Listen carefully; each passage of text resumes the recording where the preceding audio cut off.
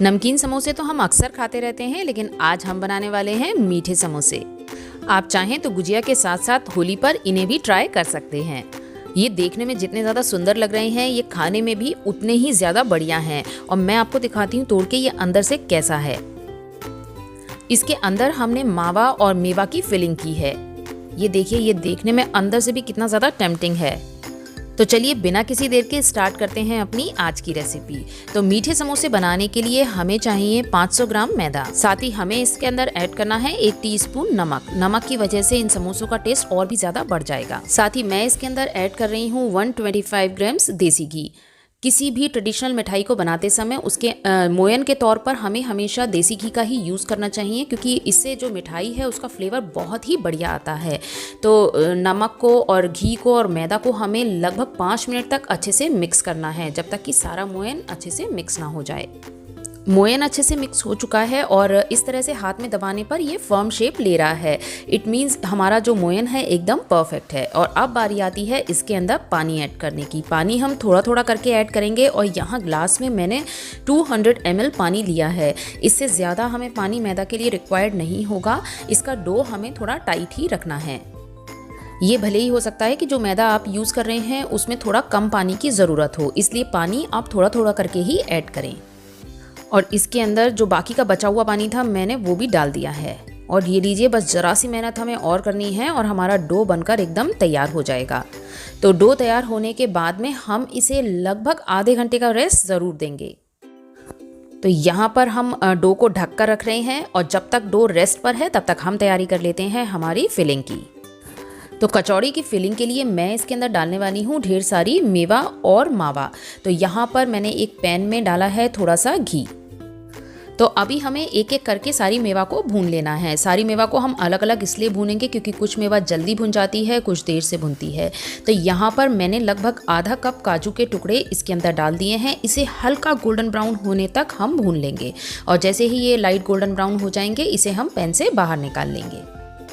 तो काजू भुनने के बाद में मैं इसे ट्रांसफ़र कर रही हूँ एक प्लेट में। और अब हम इस पैन में भूनेंगे थोड़े से बादाम। बादाम की क्वांटिटी भी है लगभग 1/4 कप। बादाम को भी हमें हल्के लाइट गोल्डन ब्राउन होने तक ही भूनना है। वैसे तो हम इसके अंदर और भी मेवा ऐड करने वाले हैं, लेकिन काजू और बादाम दोनों ही मेवाओं को हमें पीसना है, बाकी की और मेवा को हमें नहीं पीसना है। तो यहाँ बादाम भी भुन चुके हैं और इन्हें भी मैं काजू के साथ निकाल रही हूँ। और जब ये पूरी तरह से ठंडे हो जाएंगे तब हम इन्हें पीस लेंगे। तो अब मैं पैन में थोड़ा सा घी और डाल रही हूँ और इसके बाद में मैं इसमें भूनने वाली हूँ किशमिश। किशमिश की क्वांटिटी है 1/2 कप और इसको भी मैंने छोटे टुकड़ों में काट लिया है। किशमिश को कोशिश करें कि आप टुकड़ों में काट कर ही ऐड करें, क्योंकि इससे जो फिलिंग है उसका टेस्ट बहुत ही बढ़िया हो जाता है। गैस की फ्लेम को लो पर रखें और इसे लगातार स्टर करते हुए भून लें। इसे थोड़ी देर भी आप बिना चलाए ना छोड़ें, वरना किशमिश जल सकती है। तो यहाँ पर किशमिश भी भून चुकी है और इसे मैंने एक प्लेट में अलग ट्रांसफ़र कर लिया है। और इसके बाद हम इसके अंदर भूनेंगे थोड़ी सी चिरौंजी। और चिरौंजी की क्वांटिटी है लगभग 3 टेबल स्पून। चिरौंजी भी बहुत ही जल्दी भुनकर तैयार हो जाती है और इसे भी हम किशमिश वाली प्लेट में ट्रांसफ़र कर लेंगे। और इसके बाद में मैं इसके अंदर भून रही हूँ खरबूजे की गिरी और इसकी क्वांटिटी है 1/4 कप। और खरबूजे के बीजों को भी हमें नहीं पीसना है, इसलिए मैंने इसे किशमिश वाली प्लेट में ट्रांसफ़र कर लिया है। और इसके बाद में मैं इसके अंदर भून रही हूँ 1/4 कप कद्दूकस किया हुआ नारियल। और नारियल को भी हमें नहीं पीसना है, इसलिए मैं इसे भी किशमिश वाली प्लेट में ट्रांसफ़र कर रही हूँ। यानी पीसने वाली और बिना पीसने वाली मेवा मैंने अलग अलग कर ली है। तो यहाँ काजू और बादाम दोनों अच्छे से ठंडे हो चुके हैं और अब बारी आती है इन्हें पीसने की। और बाकी की मेवा को हम इसी तरह से रहने देंगे। तो यहाँ पर काजू बादाम को मैं दरदरा पीसने वाली हूँ। और ये लीजिए, हमारे काजू बादाम पिसकर तैयार हैं और इसमें हम बाकी की मेवा भी अपनी ऐड कर लेंगे। यहाँ पर जो मेवा की क्वांटिटी मैंने यूज़ की है, आप चाहें तो उससे कम या उससे थोड़ी ज़्यादा मेवा की क्वांटिटी भी यूज़ कर सकते हैं। और यहाँ पर मैं पिसी हुई मेवा के साथ में बाकी की भुनी हुई मेवा को ऐड कर रही हूँ और ये मेवा वाला मिक्सचर हमारा बनकर तैयार है। इसके अलावा अब बारी आती है हमारे मावे को भूनने की। और मैं यहाँ पर यूज़ कर रही हूँ 500 ग्राम्स मावा। मैं यहाँ पर मार्केट का मावा यूज़ कर रही हूँ, इसलिए मैं यहाँ पर इसे थोड़ा सा भून रही हूँ ताकि जो हमारी मेवा कचौड़ी है उसकी शेल्फ लाइफ बढ़ सके। क्योंकि बाज़ार वाले जो होते हैं वो थोड़ा मावे को कम भूनते हैं ताकि उनका वेट मावे का बड़ा रहे। तो इसलिए ये बहुत ज़रूरी है कि अगर आप मार्केट का मावा यूज़ कर रहे हैं तो उसे थोड़ा सा भून लें, और अगर आप घर पर बना रहे हैं तो वो तो फिर बेस्ट है। तो हमारा मावा भी भुन चुका है और हमारी मेवा भी तैयार है। और जब मावा पूरी तरह से ठंडा हो जाएगा तब हम इसके अंदर ऐड करेंगे मेवा और थोड़ा सा पिसी हुई चीनी।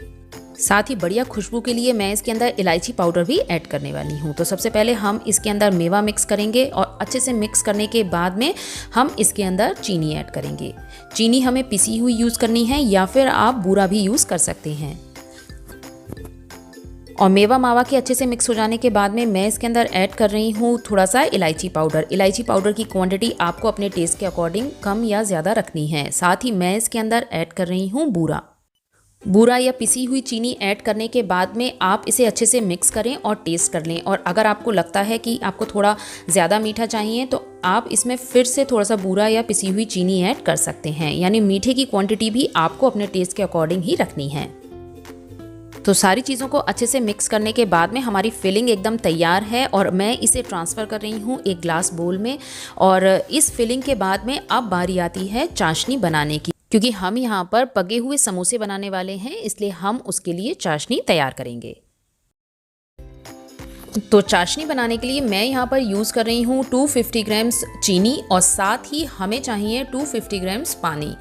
आप चीनी को किसी भी बर्तन में नाप सकते हैं और ठीक उसी नाप का हमें पानी इसके अंदर ऐड करना है। जो शुगर सिरप मैंने बनाया था उसकी क्वांटिटी कम रह गई थी, तो ठीक इतनी ही क्वांटिटी मुझे दोबारा से बनानी पड़ी थी। तो इसलिए आप एक ही बार में 500 ग्राम्स चीनी लें और 500 ग्राम्स पानी ले सकते हैं। इनको अच्छे से घुल जाने तक, चीनी को अच्छे से घुल जाने तक हमें पकाना है। शुगर सिरप का हमें तार नहीं बनाना है, जैसे हम एक तार की चाशनी या दो तार की चाशनी बनाते हैं उस तरीके की चाशनी हमें नहीं बनानी है। बस ये हल्का सा चिपचिपा होने लगे, या आप समझ लीजिए कि जब तार बनने तो लगे लेकिन टूट रहा हो, जब मतलब एक तार कंप्लीट नहीं बन रहा हो, उस पॉइंट तक हमें इसे पकाना है। चाशनी बनाने में हमें मुश्किल से 10 मिनट का समय लगता है। इस चाशनी को आप थोड़ा पहले भी बनाकर रख सकते हैं और बाद में इसे थोड़ा गर्म करके यूज़ कर सकते हैं। चाशनी एक बार बन जाने के बाद में आप गैस की फ्लेम बंद कर दें और जिस समय हम मावा कचौड़ी तैयार करेंगे तो फिर से हम चाशनी को थोड़ा गर्म कर लेंगे। और यहाँ पर आप देख सकते हैं कि तार बन भी रहा है बट वो टूट रहा है। तो ठीक इसी तरह की कंसिस्टेंसी हमें चाशनी की चाहिए। तो अब हमारी मावा कचौड़ी की सारी तैयारियां हो चुकी हैं और अब फाइनली बारी आती है इन्हें असेंबल करने की। तो जो मैदा हमने मल कर रखी थी सबसे पहले हम उसको स्मूथ कर लेंगे। मैदा को स्मूथ कर लेने के बाद में हम इसे थोड़े छोटे छोटे पोर्शंस में डिवाइड कर लेंगे। जैसे हम छोटी पूरी बनाते हैं ठीक उसी साइज़ की हमें लोई लेनी है। इस तरह से पोर्शंस में तोड़ने के बाद में हम इन्हें भी स्मूथ कर लेंगे। तो यहाँ पर आप हमारी जो स्मूथ लोई हैं वो बनकर तैयार हैं और अब बारी आती है इन्हें बेलने की। इन्हें ना तो हमें बहुत ज़्यादा पतला बेलना है और ना ही बहुत ज़्यादा मोटा बेलना है। और समोसों के किनारे चिपकाने के लिए मैं यहाँ पर 2 टेबल स्पून पानी में 1 टीस्पून मैदा मिला रही हूँ और इसी घोल से हमें समोसों के किनारे चिपकाने हैं। वैसे तो आप सादे पानी से भी किनारों को चिपका सकते हैं, लेकिन मैदा मिला लेने से उनके फटने का डर नहीं रहता है। तो अब हम हर जो हमने छोटी सी चपाती बेली है उसको थोड़ा सा ओवल शेप देंगे और ओवल बेलने के बाद में हम इनको काट लेंगे। समोसों के लिए मैदा को हमें ना तो बहुत ज़्यादा थिक रखना है और ना ही बहुत ज़्यादा पतला रखना है और ठीक सेंटर में से हम इन्हें कट कर देंगे। और अब एक पीस को उठाते हुए हम सबसे पहले इसके किनारे पर लगाएंगे मैदा वाला घोल और इस तरह से इसे फोल्ड करना है और इसको कोन शेप दे देना है। अच्छे से बंद कर दें दबाकर ताकि ये तलते वक्त फटे नहीं। और अब बारी आती है इसके अंदर फिलिंग रखने की। फिलिंग रखते समय इस बात का ध्यान रखें कि समोसों के किनारे पर ज़्यादा फिलिंग ना लगे और मान लीजिए अगर फिलिंग भरते हुए थोड़े बहुत किनारे पर लग गई है तो उसे उंगली से ज़रूर साफ़ कर दें, क्योंकि फिलिंग की वजह से किनारे प्रॉपर चिपक नहीं पाएंगे और फिर आपको तलते समय बहुत प्रॉब्लम आने वाली है। तो इस तरह से इसे फोल्ड करें और ये लीजिए हमारा समोसा बनकर एकदम तैयार है। और इसी तरह से हमें बाकी के समोसे भी बनाने हैं। यहाँ मैंने समोसों का साइज़ छोटा रखा है ताकि आप जिसके सामने भी सर्व करें वो एक समोसा खाए और वो फिनिश हो जाए, क्योंकि अक्सर ऐसा होता है कि जब हम बहुत बड़ी मिठाइयाँ साइज़ में बनाते हैं तो लोग तोड़कर उसको लेना पसंद करते हैं। तो बेहतर है कि आप छोटे साइज़ का बनाएं, क्योंकि देखने में भी बहुत अच्छा लगता है, साथ ही बहुत ज़्यादा हैंडी हो जाता है। और बाकी के समोसे भी हमें इसी तरह से बनाने हैं। एक बार मैं आपको फिर से समोसा बनाकर दिखा रही हूँ। यहाँ पर समोसों के किनारों को मैं सिर्फ चिपका रही हूँ, उन्हें मोड़ नहीं रही हूँ। ना मोड़ने का रीज़न ये है क्योंकि मुझे उस तरीके से मोड़ना एक्चुअली आता नहीं है, तो जब सीख जाऊँगी तो डेफ़िनेटली मैं अपने चैनल पर सिखाने वाली हूँ। और अभी तो मैं ऐसे ही बिना मोड़े और सिर्फ चिपका कर समोसे बनाकर तैयार कर रही हूँ। और जैसे जैसे आप समोसे बनाते जाएं, इसे किसी ट्रे में रख लें और ट्रे में रखने के बाद में साफ़ कॉटन के कपड़े से इसे ढक दें ताकि ये सूखे नहीं। और समोसे बनाने के बाद में बारी आती है इन्हें फ्राई करने की। इन्हें फ्राई करने के लिए हम मीडियम गर्म तेल का इस्तेमाल करेंगे। और आपने कढ़ाई में जितना तेल लिया है उसी अकॉर्डिंग आप समोसे इसके अंदर डालें और तेल को खाली ना छोड़ें, क्योंकि अगर तेल ज़रूरत से ज़्यादा खाली छूटेगा तो समोसों के अंदर ब्लिस्टर्स आ सकते हैं। तो इसकी जो क्रस्ट है, इसकी जो पपड़ी है वो एकदम स्मूथ रहे, इसके लिए ये बहुत ज़रूरी है कि आप समोसे कढ़ाई में एकदम भर के डालें।